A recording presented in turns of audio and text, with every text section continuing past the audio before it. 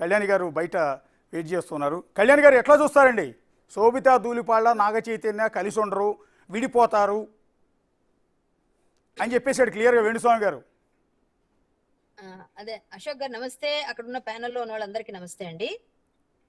ముఖ్యంగా మనం అందరం కూడా హిందువులుగా పుట్టిన వాళ్ళు, తెలుగు వాళ్ళు అందరూ కూడా ఎవరైనా మీరు చెప్పారు క్లియర్ గా, మీరు చెప్పేశారు ఆల్రెడీ. ఎవరైనా మంచి జరుగుతున్నప్పుడు ఒక ఎంగేజ్మెంట్ కో ఒక పెళ్లికో పిలిస్తే శుభం అని చెప్పి చక్కగా వాళ్ళకి ఏమైనా వీళ్ళుంటే కానుకలు ఇచ్చి దీవించి మంచిగా ఉండండి పిల్లా పాపలతో 10 కాలాల పాటు ఉండనని అక్షంతలు వేసి వస్తారు. కానీ మన వేణుస్వామి గారు మనందరికీ తెలిసిన విషయమే. ఆయన ప్రముఖ జ్యోతిషుడు కావచ్చు. మీరు ఇందాక చెప్పారు నరేంద్ర మోడీ గారితో ఒక ఫోటో పెడితే అది పెద్ద సెన్సేషన్ అయింది. కానీ అది మార్ఫింగ్ ఫోటో అని కూడా తర్వాత అది తీయడం కూడా జరిగింది.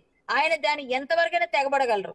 కానీ ఈయన ఇంతమంది అడగకుండా పిలవని పేరంటానికి వెళ్ళి బొట్టు పెట్టి పిలిచినట్టుగా తగుదనమ్మా అని చెప్పేసి వెళ్ళిపోవడం అనేది ఏదైతే ఉందో అదైతే చాలా చాలా బాధాకరం అండి. వేణుస్వామి గారు ప్రముఖ జ్యోతిషులు కావచ్చు, కానీ ఒక అమ్మాయి అందంగా పెళ్లి మండపంలో నా పెళ్లి ఇలా జరుగుతుంది, నేను ఇష్టపడిన వరుడు నా మెడలో తాళి కడతాడు అని ఎంతో ఆనందంగా వాళ్ళు అనుకుంటున్నప్పుడు వీలైతే ఒక 2 మంచి మాటలు చెప్పండి. అమ్మా మీకు కష్టాలు ఉన్నాయి, లేకపోతే నాగార్జున గారి దాకా తేల్చండి, ఇది పంపించండి, ఈ విషయాన్ని ఎవరైనా చేరవేయండి, చిట్టిబాబు గారు లాంటి వాళ్ళు ఇంకొకళ్ళు చెప్పాలి, చెప్పి చేరవేయండి అని చెప్పాలి. కానీ ఇలా ఏమైనా పరిష్కారాలు చేసుకోండి అని, పరిహారాలు చేయండి అని చెప్పాలి. కానీ వీళ్ళు విడిపోతారు, 3 సంవత్సరాలు వీళ్ళ టైం బాగుంది, తర్వాత బాగాలేదు, తర్వాత వీళ్ళు వెళ్ళిపోతారు అంటే నిన్న ఆనందంగా ఉన్న జంట ఇది విని ఎంత బాధపడి ఉంటారండి.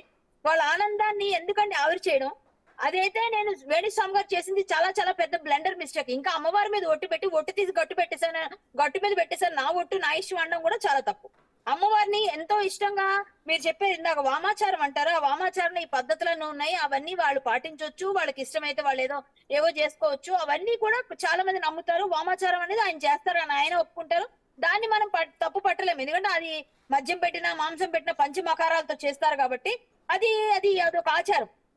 కానీ ఇక్కడ ఈయన వాళ్ళు కొత్త జంట ఆశల పైన నీరు పోయడం అనేది చాలా చాలా హేయమైన చర్య అంటాను నేను. ఈయన అడగలేదు కదండి ఎవరు. మీరు చెప్పినట్టు పిలవని పేరంటానికి వచ్చి శుభం పలకరా అని ఎవరినంటే ఇదే ఇంకేదో అన్నాడట. అలా ఉంది ఇతను చేసిన పని. మంచి పని చెప్పాలండి ఎవరికైనా. బాలేని శత్రువును కూడా శుభం, మంచిది బాబు, బాగుండు, బాగుపడు అని చెప్పాలి. నిజంగా ఆ పిల్లలు శోభిత ధూళిపాల గారి మనసు ఎలా ఉంటుంది? ఆమె హిందూ, ఖచ్చితంగా బొట్టు పెట్టుకొని పద్ధతిగా ఉన్నారు ఆమె. పోనీ వాళ్ళిద్దరికి పడుతుందో లేదో, ఒకవేళ లేకపోతే వాళ్ళు ఏదైనా అప్పుడు ఉంటే అప్పుడు ఏదైనా పరిహారం చెప్పొచ్చు కదండి. ఈయన అడగకుండానే వచ్చి వాళ్ళ మనసులో ఉన్న అప్పుడు చెప్పాను షష్టాష్టకాలు పడ్డాయి, ఇలా ఉన్న వాళ్ళు విడిపోతారు. ఇదైతే చాలా చాలా చాలా బ్లండర్ మిస్టేక్ చేశారు. నేను ఆయన ఇవాళ జాతకం చెప్పి అంటాను నేను. అవసరం లేదు ఇలాంటి జాతకాలు. ఏమండి 36 పాయింట్లు వస్తే కలిసి ఉంటారంటారు, 36 పాయింట్లు వచ్చిన వాళ్ళు కూడా విడిపోతున్నారు. 10 పాయింట్లు వచ్చిన వాళ్ళు జీవితాంతం నమ్మకంతో కలిసి ఉంటున్నారు. అలా ఉన్నవి కూడా చూసాం. ఎవరు వెళ్ళినా ఒకటే మాట, షష్టాష్టకాలు విడిపోతారు, షష్టాష్టకాలు విడిపోతారు. సో మీకు అది తెలిసి ఉండొచ్చు సార్ శాస్త్రం, మాకు తెలియకపోయినా, ఎవరికి తెలియకపోయినా ఇలా మంచి కోరడం అనేది మన మన మనందరి ఇష్టంగా మనం చేయాల్సిన మంచి పని. అది శుభం పలకాలి ఎవరైనా మన నోటితో. అంతేగాని ఏది పడితే అది మాట్లాడతాము నా పాపులారిటీ కోసం. నేను ఏదైనా ఆయన పాపులర్ అయిపోయారు, ఇంకేంటి వివాదాలని. ఆయన ఇప్పుడు మన వచ్చిన బ్యాడ్ నేమ్ ని పక్కకు తీయాలి అంటే ఇలాంటివి చేయాలి.